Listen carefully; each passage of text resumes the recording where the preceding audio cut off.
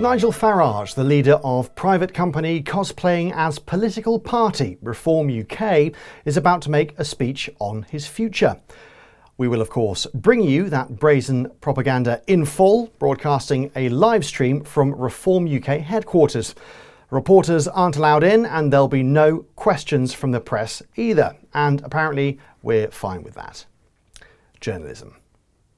In a groundbreaking media first, Broken News will be providing a subtext translator for the politically impaired. You'll see here. Oh, in fact, I think we can cross live now to Clacton.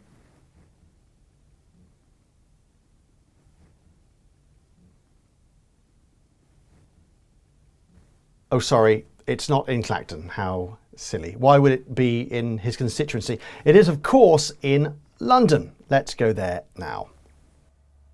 2 years ago, after several years out of politics, I decided to return to the front line. I wasn't in politics before, even though I ran a political party. I was an Instagram influencer like HS Tiki Toki or Mrs. Hinch. I returned to politics. I never left. And I was very proud to be the elected member for Clacton on Sea. Wherever that is. I think it's in America. We've achieved some huge successes, and the Conservatives have now been reduced to nothing more than a rump. The rump is right next to the arsehole. I know how that feels. The establishment, anyone who disagrees with me, have now decided that they can't beat us fairly, so they've chosen to use foul means. We would never use foul means like all the bollocks we dribbled about Brexit. Let me be absolutely clear. Let me be totally not clear. I have done nothing wrong. I have done everything wrong. I have not broken the law in any way at all. Because I apparently get to decide that. And, you know, my personal MP expenses are zero. Because I had a handy 5 million quid hanging around. Not, of course, that you'll read about that in mainstream media. This is literally being broadcast on all of the mainstream media. It would seem the press fundamentally objects to any MP that has outside income. Apart from those hundreds of MPs that have outside income and declare it properly. Making money is not a crime. Depends on how you do it. And, do you know, being a member of the European Parliament for 20 years cost me a huge amount of money. Because I only got nearly £4 million in salary and expenses. I had a goal that we should leave the European Union. We might not yet have reaped as many of the benefits as we ought. Fuck all benefit. But one day, I believe we will. When we rejoin. And let's be frank, without me, there would have been no referendum. Imagine. There would have been no Brexit. Brilliant. I came out at the end of that with very little money indeed. Mainly because by then I had 2 ex-wives. But over the last 10 years, I've been writing. Absolute shit. I've been lecturing. Grifting for crypto and tax avoidance. I've been broadcasting. GB News isn't broadcasting. I've been investing. Thanks, President Trump. I promoted 1 or 2 financial products. I can't remember if it's 1 or 2. And those that followed me into them have more than doubled their money. Unless they invested in my stack Bitcoin, which is currently worth about a quarter of what it was 4 months ago. With over 7 million followers on social media. Including 6 million bots, cheers Elon. I've worked extensively as an influencer. Doing shout-outs for baby rapist Ian Watkins and the IRA on Cameo. So yes, over the last 10 years, I have done financially quite well. No shit.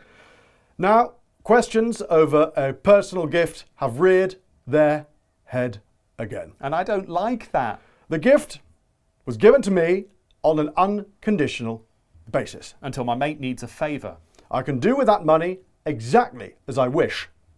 I could buy Ferraris if I wanted. Or pay to suck off dogs if I wanted. But I'm gonna need that money for protection. Your mum should have used protection. You will know I've had milkshakes thrown in my face. Delicious. Placards bashed over my head. Oh, cardboard. Ah. Yes, I am the most attacked politician of modern times. If you don't include the politicians who've been seriously injured or killed. Well, the new attack from the media is that somehow I am a crook.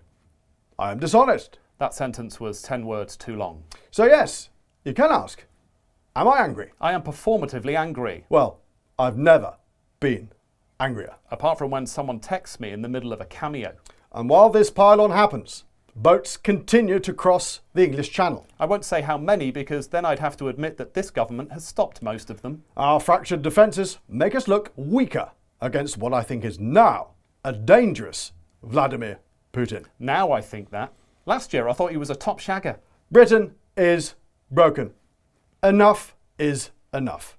And I thought, over the weekend, what shall I do? How can I use this whole shit show to my advantage? I could go to the USA, where I've got plenty of offers. Dog sitting for Melania. And then I thought, why should I be judged by Sky News and their ilk? Why should I let them ask me hard questions? Why should Sky News be the people that decide my fate? Literally no one has suggested that. I've thought about it hard, By asking ChatGPT, how can I pause a parliamentary investigation? and today I will resign as a member of Parliament. I quit politics. But I will stand in the by-election. I won't quit politics. I've decided that the people of Clacton should be the judges of my actions. Because Keith in Walton on the Naze is the true expert on parliamentary standards. This will be a people versus the establishment by-election. My PR team earning every penny with that one. It is a chance to stick two fingers up to the entire establishment. Now represented by a bin I will fight to win. against a bin from outer space. And I would say this to you, the voters of Clacton, Literally the most I've said to you in 2 years. if I win, you win. Not literally. Because if I lose, I'll sod off to America. they win. Bin wins. Thank you. Thank you. Thank you. Nigel Farage there. What a silly old cunt. But still, what a lovely story. That's all from Broken News. You're up to date.